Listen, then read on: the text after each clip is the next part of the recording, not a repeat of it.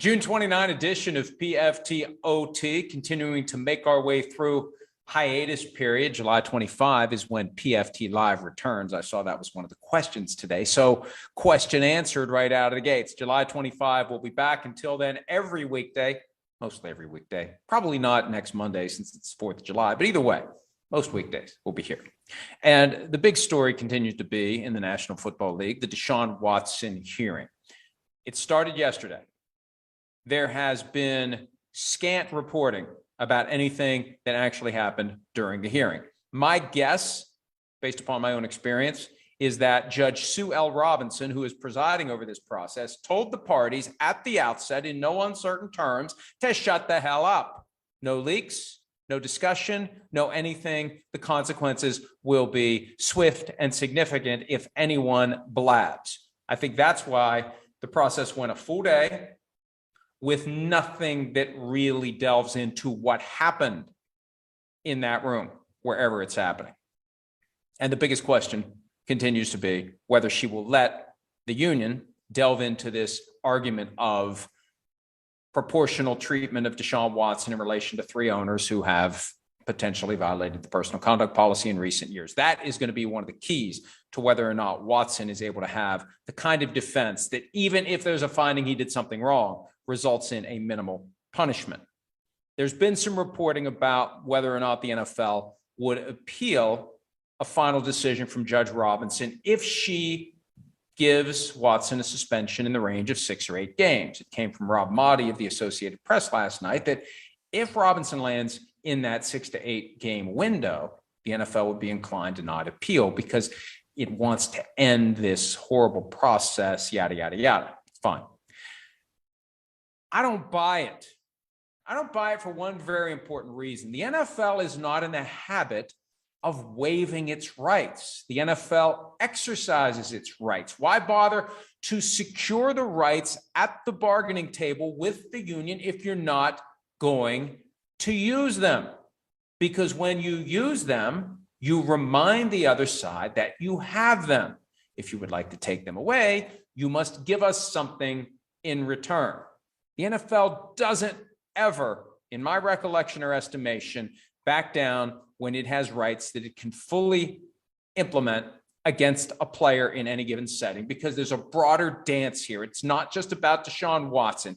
It's about collective bargaining. Case in point, as marijuana becomes legalized in state after state after state where the NFL does business, you think the NFL is just going to throw the substance abuse policy out the window? No, because it's collectively bargained. In other words, if you want it to go away, you got to give us something to make it worth our while to get rid of it, because we have it.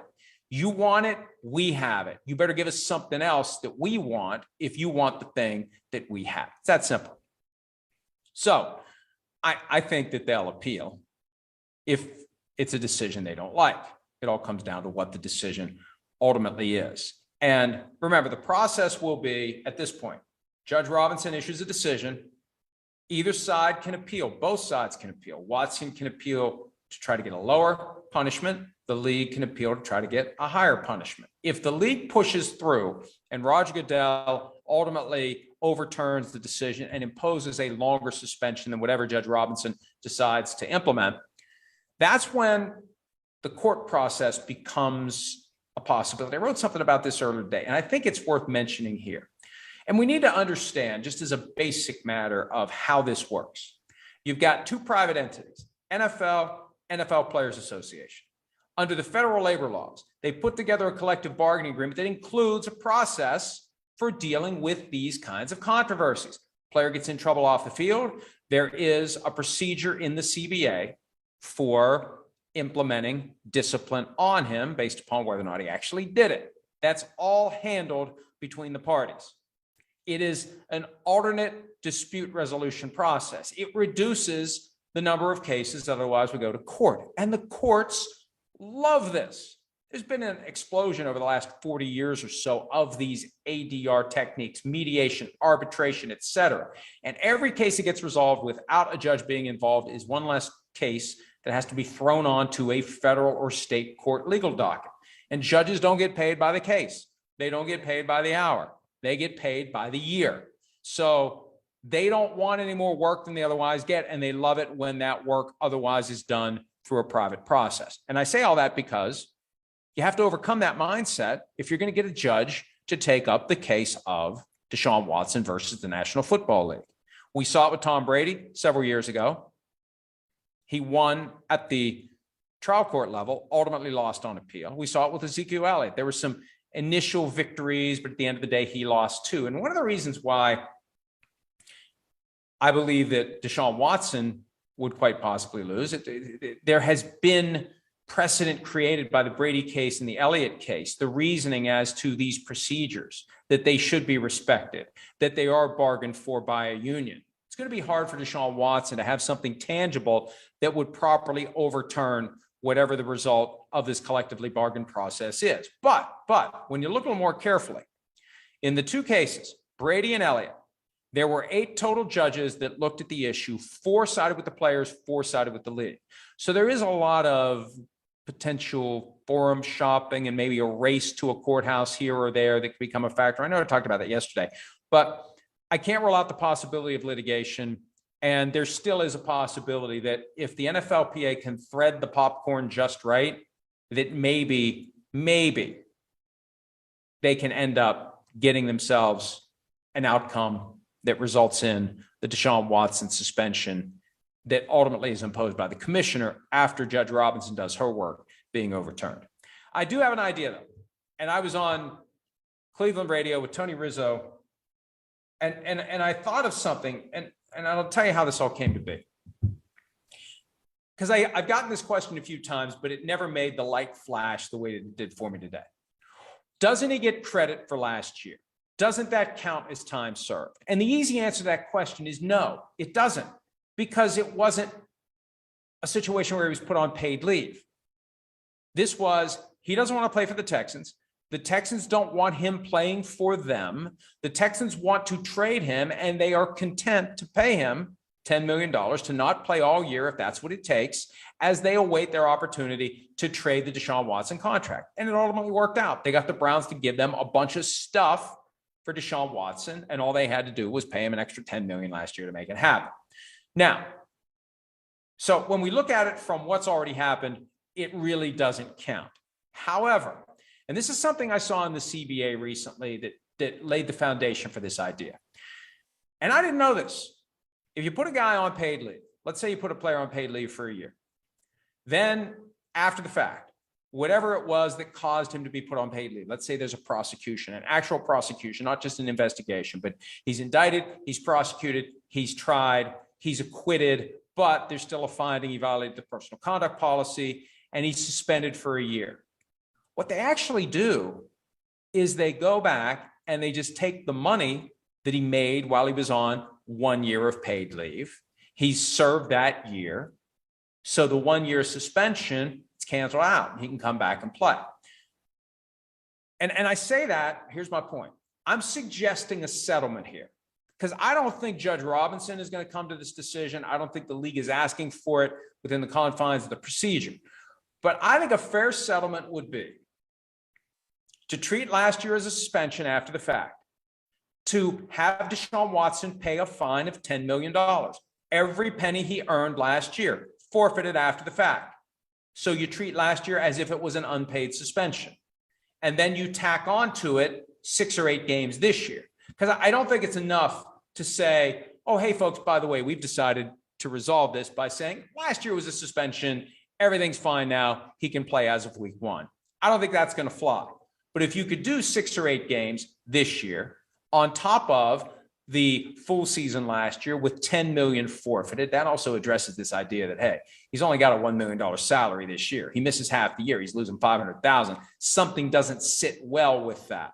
So you get a $10.5 million fine. Last year is treated as a suspension. Half of this year is a suspension. Did we just accidentally discover plutonium?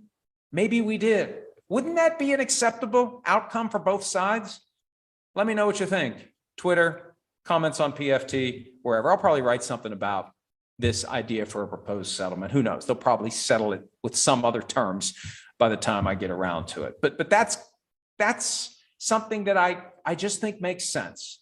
And like so many things that make sense, those are the things that never actually happen. Before I get to some questions today, I do want to take just a minute or two to remind everyone out there, if you haven't read our annual item about the late Joe Delaney, please do so. I write it every year on June 29 because every year I hear from people who did not know the story of Joe Delaney. 24 years old at the time. He had played 2 years in the NFL. He had 1,121 rushing yards as a rookie in 1981 with the Kansas City Chiefs. Number 37, great player, injured for a lot of his second year, but still a lot of promise, a lot of years left in the NFL. He was at a park in Louisiana, saw 3 boys struggling in a man-made pond, jumped in to save them, even though he was not a very good swimmer. He said so himself before he jumped in, and he gave his life in an effort to save those 3 boys. 1 managed to get out, 2 of the boys died. And Joe Delaney, who had a wife and 3 young daughters at the time, made the ultimate sacrifice, not just for family members or friends, for people he didn't even know, strangers. He gave his life in an effort to help those 3 boys because he felt compelled to do it. And it's the kind of heroism that is rare. It's the kind of selflessness that is even more rare. And I really do look at that every year as an inspiration for myself and hopefully for anyone else who sees what Joe Delaney did. There's so many opportunities in life to do the right thing, even if doing the right thing leads to some consequences. And the consequences we're talking about when it's time to do the right thing in our own day-to-day lives rarely involve potentially giving up your life. There are other things on the line, far less than death, when the question arises as to whether or not you're going to do the right thing or say the right thing. And I just think it's a worthwhile commentary and observation in these times where we could use a few more Joe Delaneys in all walks of life. All right, let's see what we have here by way of some questions. Just like yesterday, didn't get around to taking a look at them ahead of time. So we, I don't know, maybe we'll be in for a surprise or two. First, I got to find the tweet. I apologize for not queuing it up in advance. There's the tweet. Great. 39 responses. Let's see what we have here. PFTPM posse. Can Congress also hold Daniel Snyder accountable for those horrible and creepy Six Flags commercials from like the 90s with that weird dude in old face doing all the weird dancing moves? Nightmare fuel in parentheses. I think that was about 15 years ago, and I think it was when Daniel Snyder owned Six Flags, and that did not go well for Daniel Snyder. Maybe the best thing about Daniel Snyder's tenure as the owner of the Six Flags amusement park was those commercials with the old guy dancing frenetically. Here's another question from PFTPM Posse, hopefully slightly less facetious than the first. Could a player's lawyer argue that they preemptively filed a lawsuit opposing NFL punishment because they knew what the punishment would be already, and because of simultaneous submission by the NFL, it's their only chance? That's basically what Ezekiel Elliott did. Ezekiel Elliott filed a case in Texas, favorable forum, and won on the merits, lost ultimately on the argument that he filed his lawsuit too quickly. You have to be able to say you filed your lawsuit once the controversy had matured. And the problem is the NFL always has that inside information, as I said yesterday, as to when to go ahead and file the lawsuit, because the NFL knows when the decision is going to be finalized. Another one from PFTPM Posse. Looking and thinking back, are you glad that the OG PFTPM Posse was able to convince you to keep doing PFTPM after you threatened to quit the week of April 20, 2018? Happy coincidence, it was during the week of 420. And how is the KISS jersey? Oh, that's the little passive aggressive. Hey, we bought you a signed KISS jersey. Go back and give us free content. Look, there was a time, and I'll peel back the curtain. What the hell? We're all friends here for the most part. PFTPM was launched while I was doing PFT Live as a radio show with a simulcast on NBC. And it was something at first I just dabbled in for fun. Someone at Westwood One began to encourage me to do PFTPM on a daily basis, on a regular basis, with the idea that if you build it, they will come. If you do it, it will become some sort of profitable enterprise. And I started doing it, and it frankly never became a profitable enterprise, at least not at the time. Different story more recently, but that's the backstory on all that. So I didn't make a whole lot of money doing PFTPM back in the old days when it was audio only. I enjoyed doing it, though. It was fun to talk with no real limits or guidance or agenda. Just whatever happened to come up, came up. So long story bearable, there was a profit motive to the original old school PFTPM that was audio only. It just never quite came to fruition, even though I was led to believe that it would. I still did it anyway because, hey, I got the signed Kiss jersey out of it, and I got that going for me, as Bill Murray once said, which is nice. Here's a question sent to us by PFTPM Posse, but originating with @Tyler Herger.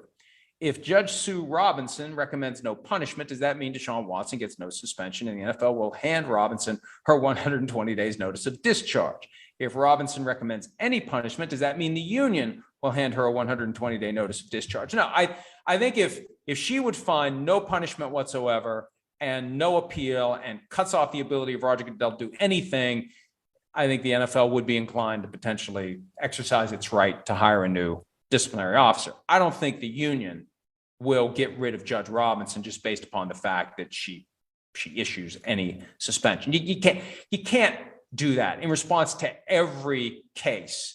The loser can't say, fire the judge, let's go get another one. And I think the biggest concern is if she allows the argument based upon the suspension or lack thereof imposed on Daniel Snyder, Robert Kraft, and Jerry Jones, if she allows that to become basically 3 trials within the Deshaun Watson trial, sort of, that's when I think the NFL would say, maybe we have the wrong person in this job, because it shouldn't be about these owners. It should be about Deshaun Watson. Another question. Neil watches PFT, and we appreciate that very much. Day 2 of the Watson disciplinary hearings. Have you heard any leaks from Watson's camp or NFL PA representatives of what the talks were like? This goes back to what I said earlier. Everyone is keeping their mouths shut. And I think that is at the direct behest of Judge Robinson. And the fact that they're doing it shows that they do respect her and they respect the process, which is good news for everyone. Manuel Villa, are we to assume that the woman suing the Texans is one of the 4 women that did not settle with Watson, or can a plaintiff double dip in a civil case? And moving forward, can we expect any case involving the Texans to include Watson as well? Good question. Good question. I don't know whether or not the person who sued the Texans on Monday has already sued Deshaun Watson. But if you've already sued Deshaun Watson, you just amend your complaint and you add the Texans as a defendant. The fact that this lawsuit was set up as, and I can't remember the name of the plaintiff, versus the Texans without Watson mentioned, I'm going to guess that she hasn't already sued Deshaun Watson. And maybe what they're going to do is force the Texans to join Deshaun Watson as a third-party defendant. See, this is where it becomes law nerd stuff pretty quickly. But what happens here, for those who haven't settled with Deshaun Watson, claims against the Texans will result in the Texans saying to Deshaun Watson, you're responsible for this, not us. You're responsible for your criminal misconduct. We're not responsible for it. And if you're the plaintiff, you love a case like that because you just sit back and you let the 2 defendants fight it out. The Texans will be saying, it's not our fault, it's his fault. Now, I don't know what Deshaun Watson would say. He's not going to say it's not my fault, it's their fault, because their fault flows from his behavior. But you would like to have the Texans blaming Deshaun Watson. The smart move, if you're 2 different defendants who are being pursued by the same plaintiff, is to find a way to work together and have what we would call a united front among the 2 parties pushing back against the plaintiff. I don't know if the Texans are going to want to do that, because then you're signing on to his defense too. So I have a feeling, and again, I like doing this because it forces me to slow down and think about things a little bit more thoroughly. I have a feeling that this individual is not one of the people who has sued Deshaun Watson, and this person is forcing the Texans to sue Deshaun Watson. Wouldn't that be something? Doesn't that create a different vibe, a different headline? for somebody who just has a very casual understanding of the legal system, if there's a headline on other media outlets, Texans sue Deshaun Watson, wow. Doesn't that give it more credibility? It's one thing for some person that, you say, oh, it's all a big money grab. There's too many people involved for it to be a conspiracy. I will repeat that every day that I have to until people understand. You cannot hold a conspiracy like that together for 15 months and counting. But boy, if it's Texans suing Deshaun Watson, that just has a different vibe to it. That has a different feel to it. And that may be where this latest case that was filed on Monday is heading. Neil watches PFT. When PFT is on hiatus, does Chris just live in a month-long fog? I think he's been doing his podcast. I think he's been. He's around. He's productive. He's a productive member of society. He's just not, sitting there with a bong for 30 days. I don't think you could do it for 30 days. I mean, I couldn't do it for 30 seconds, but I don't think you could do it for 30 days. Not that I'm an expert in those matters, but I think he's doing other things.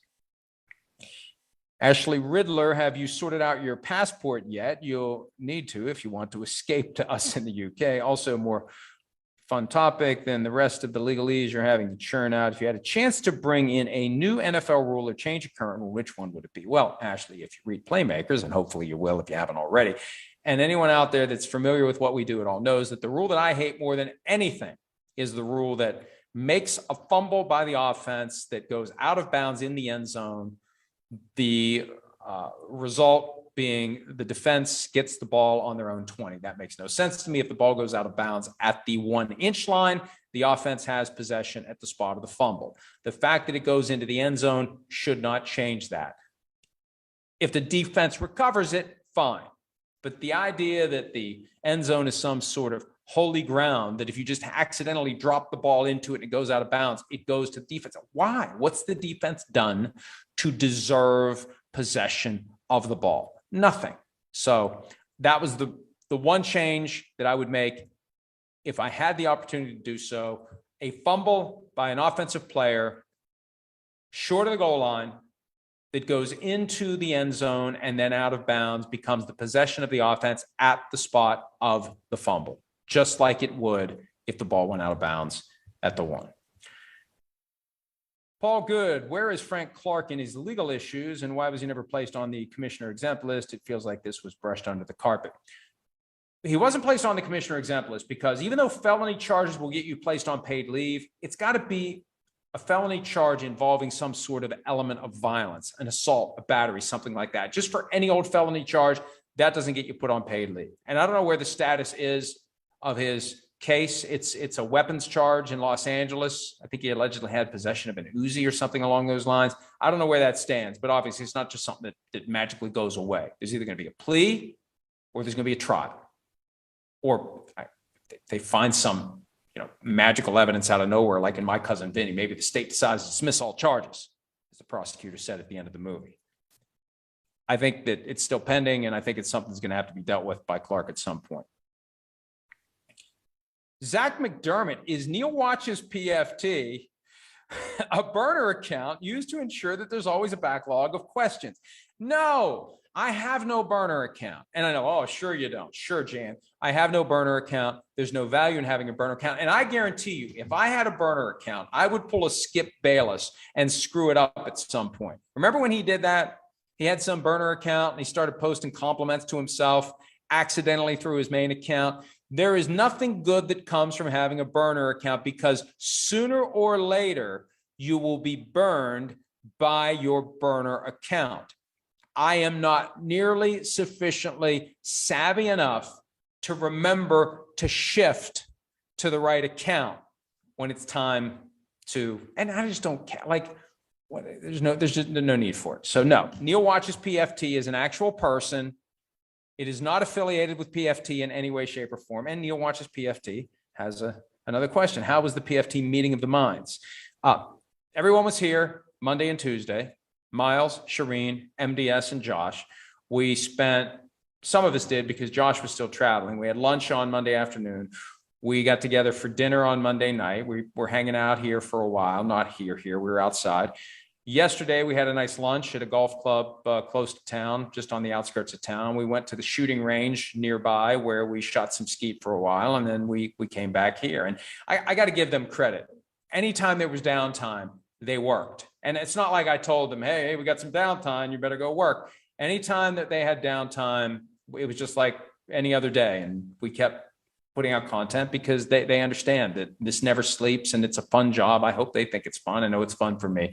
We had a good couple of days. And I don't want to say in a public setting that no business was discussed because I don't want to jeopardize the write-off. I mean, we did discuss the Deshaun Watson case and different things about how we handle things. And so there was business discussed that way. It was just kind of like brainstorming sessions, but it wasn't like it was some sort of a business meeting with any real agenda. It was just, let's get together. We rarely see each other. There's value in spending some time together because most of the time we just text each other, and only do we ever get together at the Super Bowl. This is the one exception. Let's see what else we have. Max with a bunch of numbers after his name. What would it take for Deshaun Watson to be voted for a league award, Pro Bowl, All-Pro team after all of this? Well, now, a league award is voted on by the media. Would the media set aside this behavior and make a decision based solely on his on-field performance? I don't know why not. Pro Bowl, 1/3 players, 1/3 coaches, 1/3 media. No, fans, excuse me. Would fans hold it against him? I could see a lot of Browns fans mobilizing to get him in. They got Peyton Hillis on the cover of Madden for crying out loud a decade ago. I don't think coaches or players are going to hold it against him. Look, there is value in putting this behind you and moving forward. And once it's behind you and you move forward, people focus on what comes next. Ben Roethlisberger was able to put a similar situation behind him 12 years ago. So I think the only thing that becomes an issue is Hall of Fame. If he's a borderline case and, well, yeah, you missed all of 2021 and I know they're not supposed to consider off-field issues, but it's a close case. It could be enough to make people make a stronger argument against him based upon his credentials. No, I'm not arguing he shouldn't be in based upon the off-field issues. I'm just arguing that he wasn't good enough statistically. He didn't win enough championships, didn't win any championships, whatever the case may be. So I could see at some point it being an issue for his Hall of Fame candidacy if he otherwise has a career good enough to get there. But I just don't think it affects in any way, shape, or form any short-term awards. If he plays again, and I assume he will, and he plays well enough, he should get whatever benefits flow from that performance. All right, I need to wrap this up. Just looking to see if there's anything else here. Hey, here's the question: when is PFT Live back? Again, July 25. We'll see you then, but we'll see you before then. Here's a question from Cody Marmon. Outside of Todd Bowles, because he has Tampa Tom, which first-year head coach is in the best situation, and why is it Nathaniel Hackett? I don't know that Nathaniel Hackett's in the best situation of a first-year head coach. The expectations are a little bit unrealistic for the Broncos. And I don't know how Russell Wilson's going to do in an offense where he's the centerpiece. He has wanted to be the centerpiece for a long time. The Seahawks resisted making him the centerpiece. The Seahawks would very much like to be proven right with respect to the reality that they didn't make him a Patrick Mahomes, Josh Allen. This is the straw that stirs the drink at all times. But I don't know that it's a great spot. And also, you're going to have a new owner, too. And I don't care what anyone says. New owners like to hire their own people. And Nathaniel Hackett's going to have to prove himself to this new ownership group if he wants to be the coach of that team for a long time. I like the situation Josh McDaniels is in, even though it's a ridiculously competitive division. I think the bar is a little bit lower, but they've got some pretty good talent, and it'll be interesting to see what he does in his second act. And also, when you're looking for low expectations, coupled with a team that's potentially pretty good, Kevin O'Connell's not in a bad spot. They've got some weapons on offense.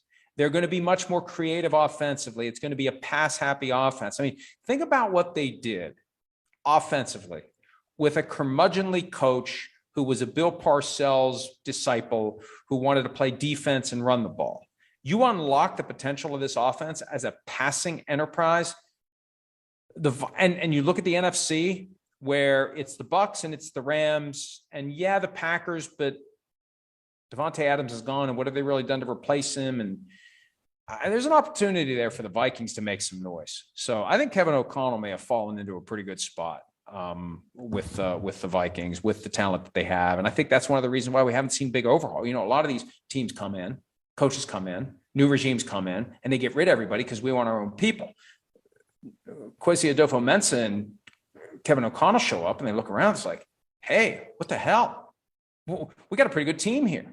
And maybe the team thrived for reasons unrelated to talent. Maybe the team thrived because of dysfunction, because of coaching, and that may not be a bad spot for Kevin O'Connell. This is a good spot for me to wrap it up. Thanks, as always, for some of your time. We'll see you again on, I've lost track of the days, Thursday. That would be tomorrow for another edition of PFT OT. Until then, check us out around the clock at profootballtalk.com. Have a great day. Hi, I'm Mike Tirico, and thanks for watching. Make sure to hit subscribe for the latest news and highlights from NBC Sports.